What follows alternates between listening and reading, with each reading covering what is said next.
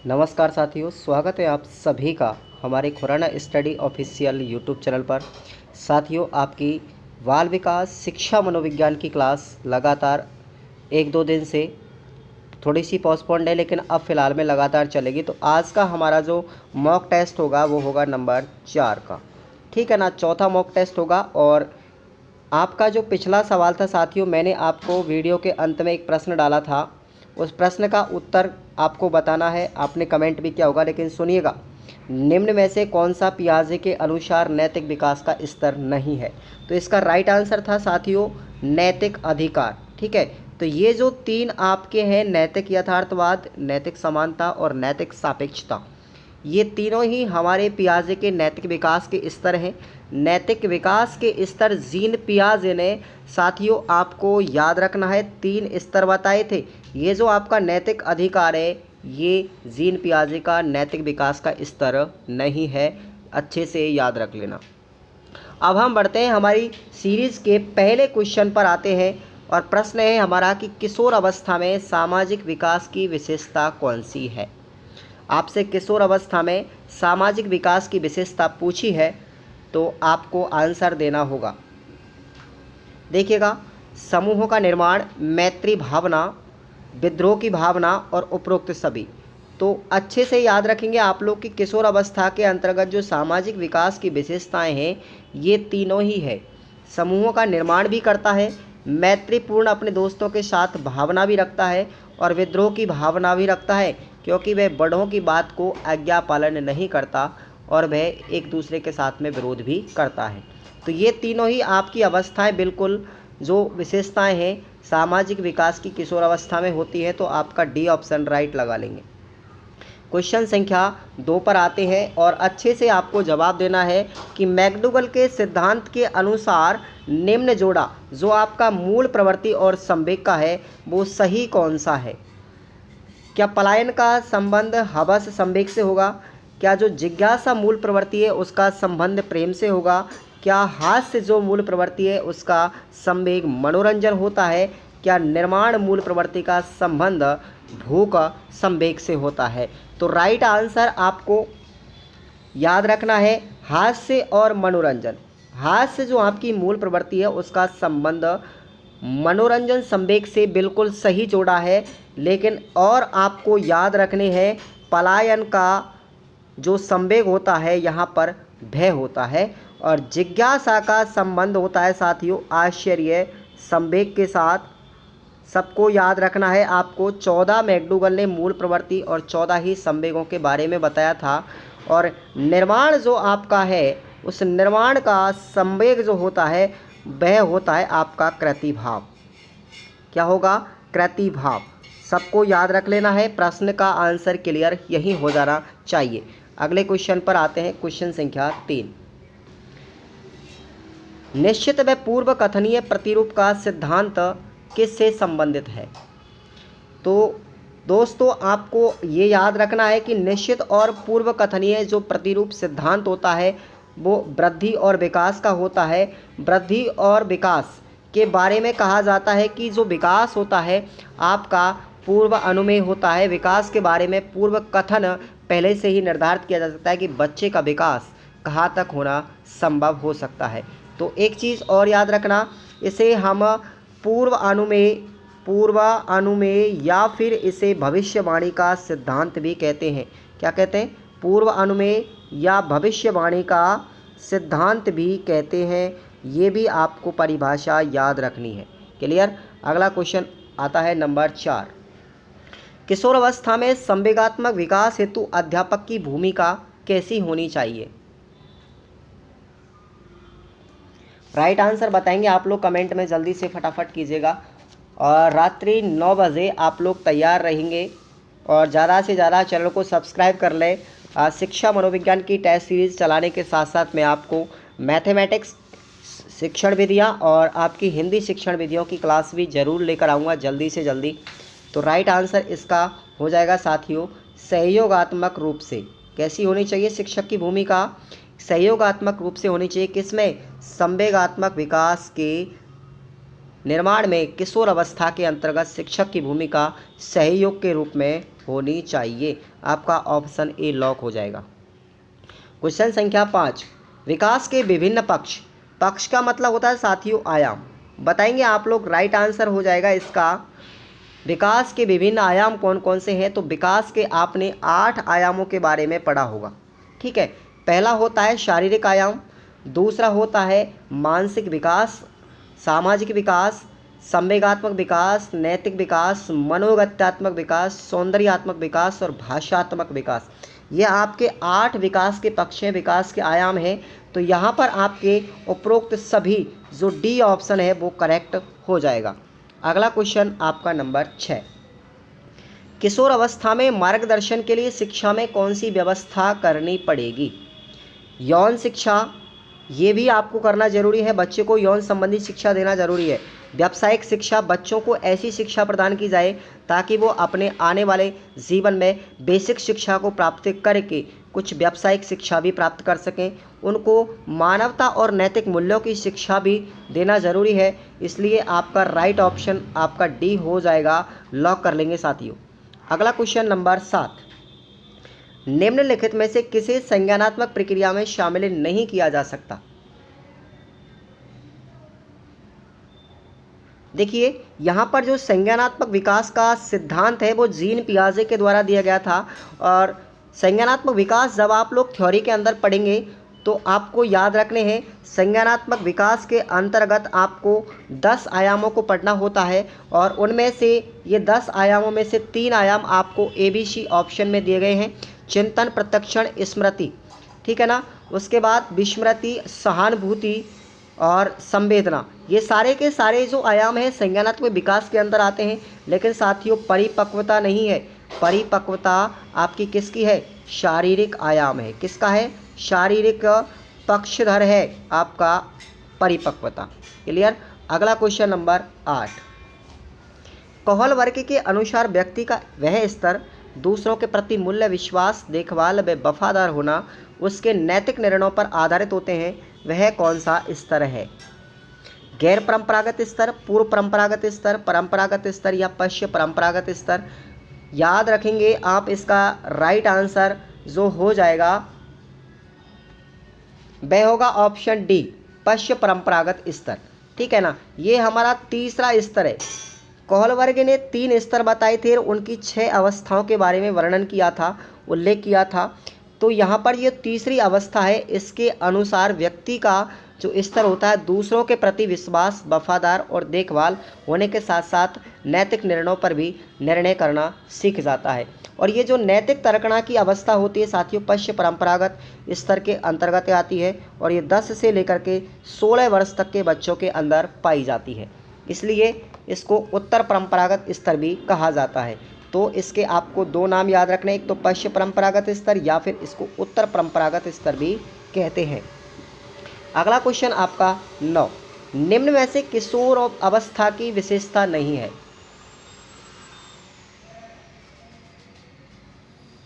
Comment कीजिएगा फटाफट से, क्या होगा। ये प्रश्न काफ़ी बार एग्जामों में पूछा गया है, किशोर अवस्था की विशेषता नहीं है। और मैंने पिछले टेस्ट में नंबर जो 3 हुए थे हमारे 1, 2, 3, उनमें भी ये प्रश्न लगभग किसी में आया होगा। और इसको मैंने बहुत अच्छे से समझाया भी था कि किशोर अवस्था की विशेषता आपको याद रखनी है। 2 विशेषताएं ऐसी होती हैं, एक तो समायोजन और दूसरी होती है साथियों स्थिरता। एक समायोजन और स्थिरता, इन दोनों का अभाव पाया जाता है, इन दोनों की कमी पाई जाती है किशोर अवस्था के अंतर्गत, क्योंकि ये जो दोनों विशेषताएं होती हैं ये बाल्यावस्था के अंतर्गत पाई जाती हैं, बाल्यावस्था में पाई जाती है। याद रख लेना, ऑप्शन आपका डी हो जाएगा। ये किशोर अवस्था की विशेषता नहीं है, समायोजन और स्थिरता ये दोनों विशेषताएं किसकी है, बाल्यावस्था की है। अगला क्वेश्चन देखिएगा, ये वेरी इंपॉर्टेंट प्रश्न है, याद रखेंगे, एग्जाम के अंतर्गत आ भी सकता है कि किशोर स्वयं के लिए एक समस्या है। ये कथन किसका है, काफ़ी बार एग्जामों में रिपीट भी हुआ है। तो देखिएगा, जो आपके फैक्ट हैं साथियों, जो आपकी परिभाषाएं हैं, डेफिनेशन है, वो तो आपको बार बार अभ्यास करने के साथ याद करनी पड़ेंगी। इसके लिए कोई अलग से सूत्र नहीं है, कोई मोटिवेशन नहीं है, कोई दवाई नहीं है। तो ये जो फैक्ट हैं, आपकी जो थ्योरी है, साथ साथ जो डेफिनेशन है, ये आपको याद करना ही पड़ेगा। तो किशोर स्वयं के लिए एक समस्या होती है, ये कथन साथियों श्रीमती एलिजाबेथ हरलॉक के द्वारा दिया गया था। अगला क्वेश्चन ध्यान से पढ़ेंगे, कौन सा विकल्प विकास की प्रकृति को प्रदर्शित करता है, यानी विकास की कौन सा गुण है जो निम्न में से प्रदर्शित करता है कि विकास क्या है। देखिएगा, ऑप्शन पढ़ेंगे आप लोग। विकास एक सतत प्रक्रिया है, विकास केवल आनुवंशिकी के कारण होता है, विकास जो होता है सभी व्यक्तियों में विकास की दर समान होती है, या विकास विशिष्ट से सामान्य की ओर होता है। तो साथियों क्लियर होना चाहिए प्रश्न का आंसर बिल्कुल अच्छे से। विकास जो होता है साथियों सामान्य से विशिष्ट की ओर होता है। यहाँ पर ये ऑप्शन गलत दिया गया है, सामान्य से विशिष्ट की ओर होता है, न कि विशिष्ट से सामान्य की ओर। विकास की जो दर होती है सभी व्यक्तियों के अंतर्गत कैसी होती है, अलग अलग होती है। यहाँ पर क्या बताया गया है, समान बताया गया है। तो ऑप्शन आपका ये गलत है, ये भी विकास की प्रकृति को प्रदर्शित नहीं करता। विकास आनुवंशिकी के कारण होता है, विकास भैया आनुवंशिकी के कारण तो होता ही है, साथ साथ विकास को वातावरण भी प्रभावित करता है।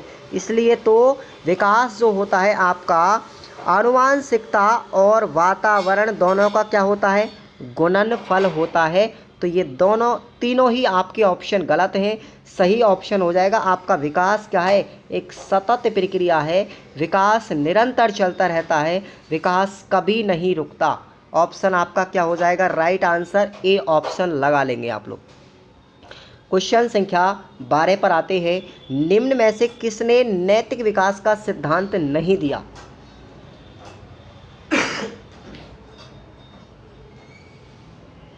यहाँ पर आपसे नैतिक विकास का सिद्धांत किसने नहीं दिया, आपको ऑप्शन दिए गए हैं, अच्छे से बताना है। तो देखिएगा, नैतिक विकास के सिद्धांत के बारे में आपने जीन पियाजे पढ़ा है, कोहलबर्ग पढ़ा है, फ्राइड को भी पढ़ा है, लेकिन आपने जब अधिगम पढ़ा होगा तो अधिगम का जो सिद्धांत था अंतर्दृष्टि सूझ का सिद्धांत, कौन सा है, अंतर्दृष्टि सूझ का सिद्धांत कोहलर के द्वारा दिया गया था। याद रखेंगे आप लोग, अंतर्दृष्टि सूझ का सिद्धांत, ठीक है। तो ये सिद्धांत कोहलर के द्वारा दिया गया था, नैतिक विकास का सिद्धांत इसने नहीं दिया था। डी ऑप्शन आप लोग लॉक कर लेंगे। अगला क्वेश्चन आता है क्वेश्चन संख्या 13, कोहलबर्ग निम्नलिखित में से किसके लिए जाने जाते हैं। आपने अभी क्वेश्चन संख्या 12 पढ़ा है कि कोहलबर्ग जो हैं उन्होंने नैतिक विकास का सिद्धांत दिया था, क्लियर। अगला क्वेश्चन संख्या 14 वेरी वेरी इंपॉर्टेंट है। एरिक एरिक्सन जो साहब हैं उनकी आपकी जो 8 विकास की अवस्थाएं बताई थी, मनोसामाजिक विकास सिद्धांत जिन्होंने दिया था उनको ईगो मनोवैज्ञानिक भी कहते हैं। तो उन्होंने विकास जो है शारीरिक जो अपना मानसिक विकास है उसकी 8 अवस्थाओं के बारे में बताया था। तो उन 8 अवस्थाओं को आप अच्छे से याद करना, और उसमें से ये प्रश्न है आपका क्वेश्चन संख्या 14 कि विकास की किस अवस्था में पहचान बनाम भूमिका संभ्रांति की विशेषता घटित होती है। क्या शैश अवस्था में, पूर्व बाल्यावस्था में, उत्तर बाल्यावस्था में, या किशोर अवस्था में।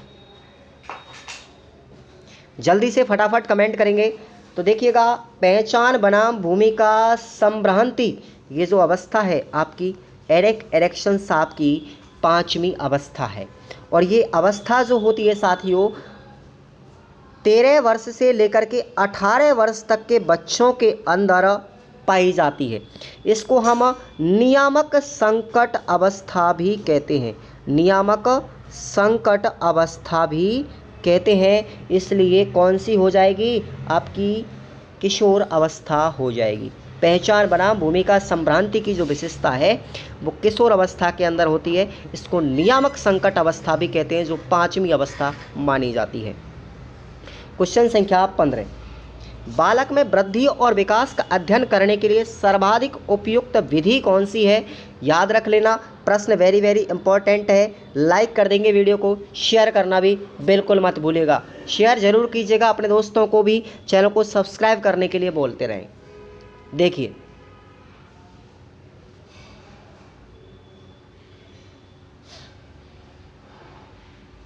अच्छा भाई, तो याद रखेंगे जो बालकों में वृद्धि और विकास का अध्ययन करने के लिए सबसे ज़्यादा उपयुक्त विधि है वो है साथियों विकासात्मक विधि। याद रखेंगे आप लोग। प्रश्न का राइट आंसर क्या हो जाएगा? विकासात्मक विधि, जो किसके द्वारा दी गई थी? जीन पियाजे के द्वारा, जीन पियाजे के द्वारा दी गई थी विकासात्मक विधि। क्लियर? इस विकासात्मक विधि की अवस्था का अध्ययन करती है और यह पियाजे के द्वारा दी गई थी। क्लियर? अगला क्वेश्चन आता है आपका नंबर 16। निम्न में से नैतिक विकास के तत्व कौन से हैं? साथियों नैतिक विकास के तत्व भी आपको याद रखने हैं। पहला होता है सांवेगिक तत्व, दूसरा होता है व्यवहारात्मक तत्व और तीसरा होता है संवेगात्मक तत्व। आपका उपरोक्त सभी डी आंसर सही है। यहाँ पर नैतिक विकास के 3 तत्वों का उल्लेख किया गया है। आप लोग जब थ्योरी पढ़ेंगे तो 3 तत्व आपको पढ़ने पड़ेंगे नैतिक विकास के। तो नैतिक विकास के जो तत्व हैं आपको सांवेगिक तत्व, व्यवहारात्मक तत्व और संज्ञानात्मक तत्व, तीनों को ही अच्छे से याद रख लेना है। क्वेश्चन संख्या 17 पर आते हैं। और निम्न में से कौन सा गुण किशोर अवस्था का नहीं है? जल्दी से कमेंट कीजिएगा।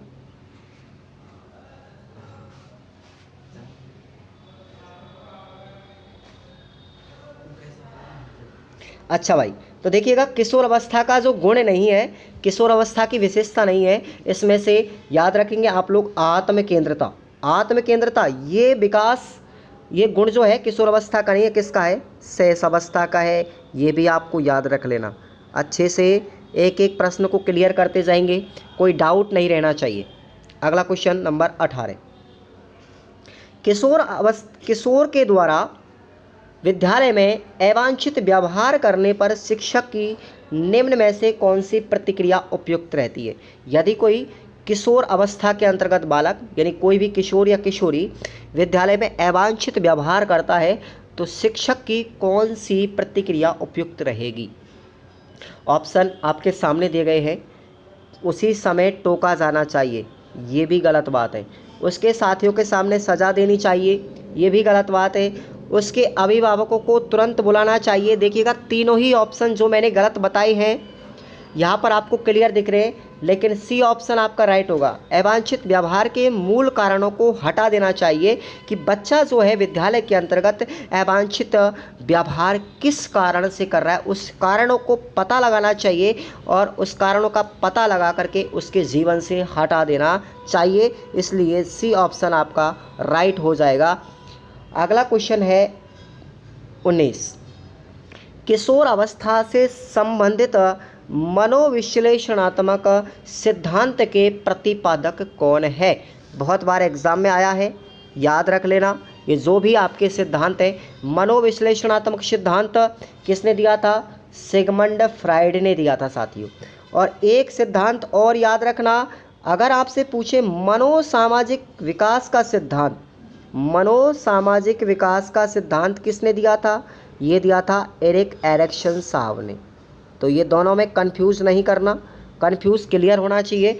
मनोविश्लेषणात्मक सिद्धांत दिया था सिगमंड फ्राइड ने और मनोसामाजिक विकास का सिद्धांत दिया था आपका एरिक एरिक्सन साहब ने। क्लियर? अगला क्वेश्चन आता है 20वां। वर्तमान में सामाजिक एवं संवेगी अधिगम के तहत किशोरों से संबंधित कौन से कार्यक्रम आयोजित किए जाते हैं?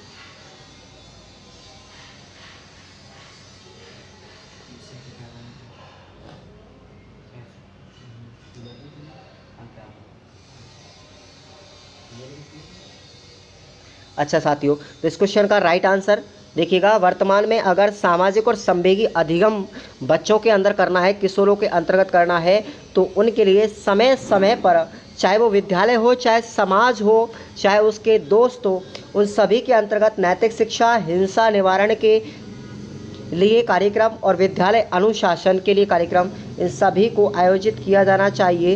इसलिए आपका डी ऑप्शन राइट हो जाएगा। क्वेश्चन संख्या 21।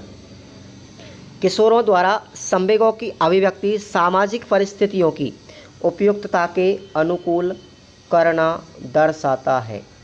चलिए, क्या होगा इस प्रश्न का राइट ऑप्शन?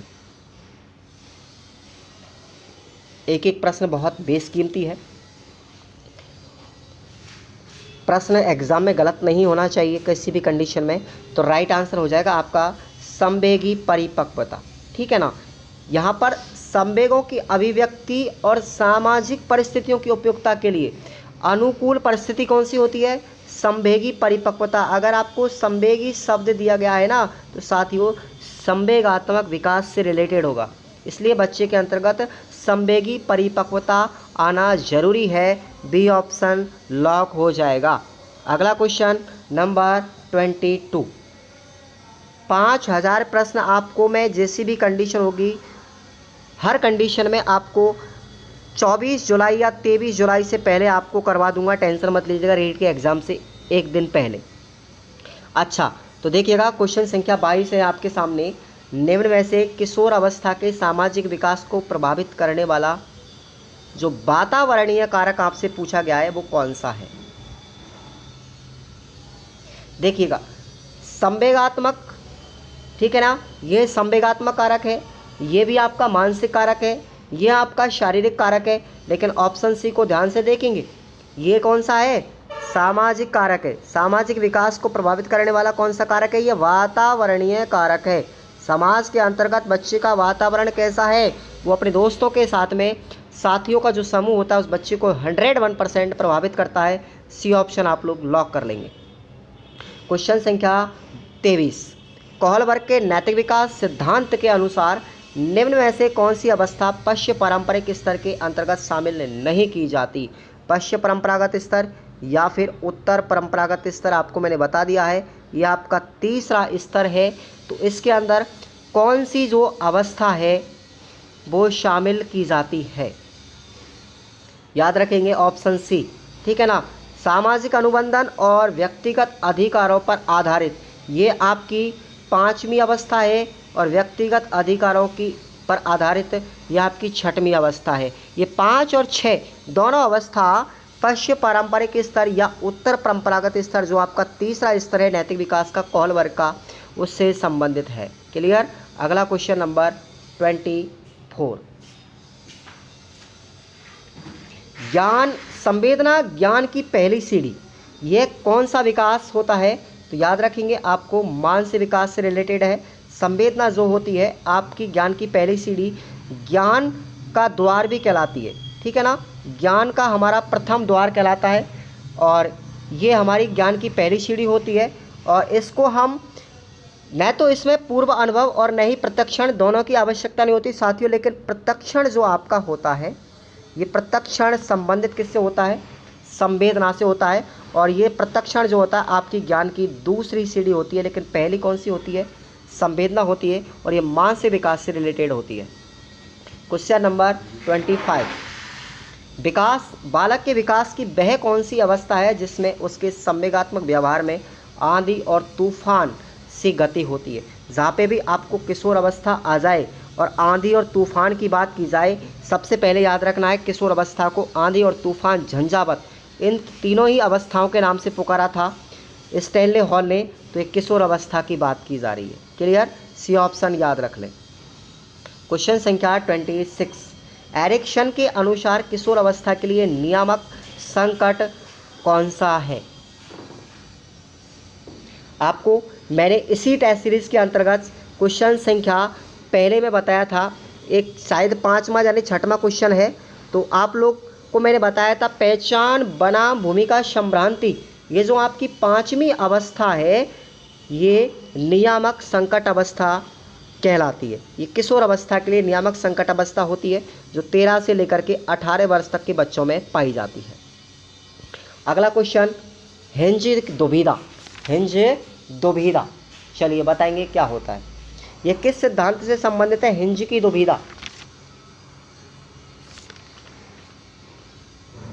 हिंज दुविधा, ये कहानी भी बहुत मज़ेदार है साथियों। इस कहानी को आप लोग याद भी रख लेंगे तो आपको प्रश्न याद भी जल्दी हो जाएगा। तो हिंज की तो दुविधा है ना साथियों, ये कहानी जो है आपकी कोहलबर्ग के नैतिक विकास से संबंधित है, ठीक है ना। कोहलबर्ग के नैतिक विकास से संबंधित है। रट्टा नहीं मारना है, अच्छे से याद रखना है। कोहलबर्ग के नैतिक विकास से संबंधित है हिंज की दुविधा। क्लियर। अगला क्वेश्चन 28। अधिगमकर्ता के विकास के संदर्भ में निम्न में से कौन सा युग्म गलत है? देखिएगा, जीन पियाजे ने संज्ञानात्मक विकास सिद्धांत दिया था, सही है। फ्राइड ने मनोविश्लेषणात्मक सिद्धांत दिया था, ये भी सही है। कहलवर्ग ने नैतिक विकास सिद्धांत दिया, ये भी सही है। लेकिन साथियों, निर्मितिवाद सिद्धांत ये गलत है, ये हिल्दा तावा ने नहीं दिया। ये किसने दिया था? Jerome Bruner. एक तो है जेरोम ब्रूनर और दूसरे कौन है? याद रखना, लेव वाइगोस्की। कौन है? लेव वाइगोस्की। ये दोनों मनोवैज्ञानिक थे। वाइगोस्की, ये दोनों ने दिया था निर्मितिवाद सिद्धांत। तो याद रखेंगे ऑप्शन आपका क्या हो जाएगा? डी। ये आपका युग्म गलत है। और 29 क्वेश्चन देखिएगा, निम्न में से किशोर अवस्था की विशेषता नहीं है?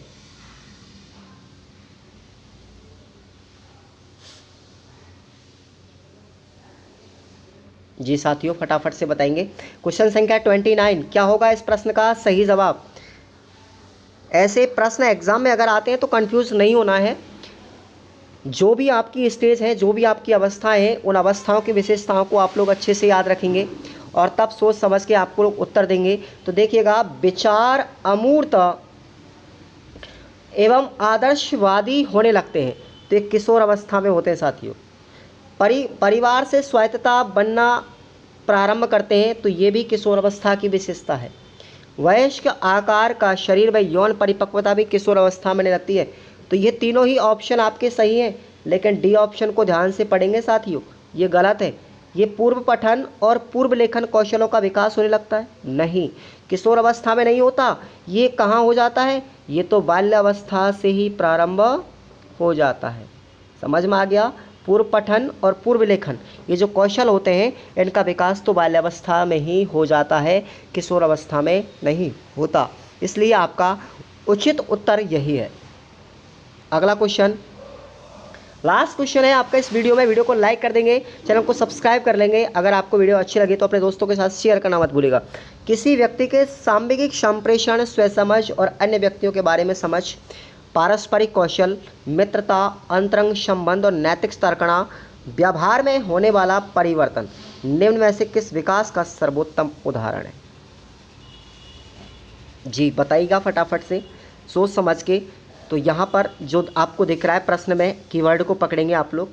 एक तो सांवेगिक संप्रेषण की बात की जा रही है, तो सांवेगिक विकास। दूसरा है मित्रता और अंतरंग संबंध, नैतिक तर्कणा, तो ये सामाजिक विकास की बात की जा रही है। तो आपका बी ऑप्शन क्या हो जाएगा? राइट हो जाएगा। क्लियर? बी ऑप्शन लॉक कर लेंगे। और आपका वीडियो का अंतिम प्रश्न है जो आपको कमेंट करना होगा इसका, कि कौन सी कहल वर्ग के द्वारा प्रतिपादित जो नैतिक विकास सिद्धांत की है जो अवस्था नहीं है। नैतिक विकास सिद्धांत की 3 अवस्था और 6 स्तरों के बारे में बताया था कहलवर्ग साहब ने। आपको बताना है कि नैतिक विकास की जो 3 अवस्थाएं हैं, 3 स्तर हैं नैतिक विकास के कहलवर्ग के, उनमें से कौन सा नहीं है। यहाँ पर आपको 4 दिए गए, क्या गैर परंपरागत, पूर्व परंपरागत, पश्चिम परंपरागत या परंपरागत। कौन सा स्तर नहीं है यहाँ पर, कौन सी अवस्था नहीं है कहलवर्ग के नैतिक विकास सिद्धांत की, आप लोग कमेंट में ज़रूर बताइएगा। और टेस्ट संख्या 5 में आपको इसका आंसर दिया जाएगा। क्लियर साथियों? चैनल को आप लोग सब्सक्राइब कर लीजिएगा टेस्ट सीरीज़ लेने के लिए। और साथियों, लाइक करना आप लोग कीजिए या मत कीजिए, यह आपके ऊपर डिपेंड करता है, लेकिन टेस्ट सीरीज़ आप लोग प्रतिदिन अटेंड करेंगे। धन्यवाद। मिलते हैं नेक्स्ट सीरीज़ के साथ में, तब तक के लिए जय हिंद, वंदे मातरम।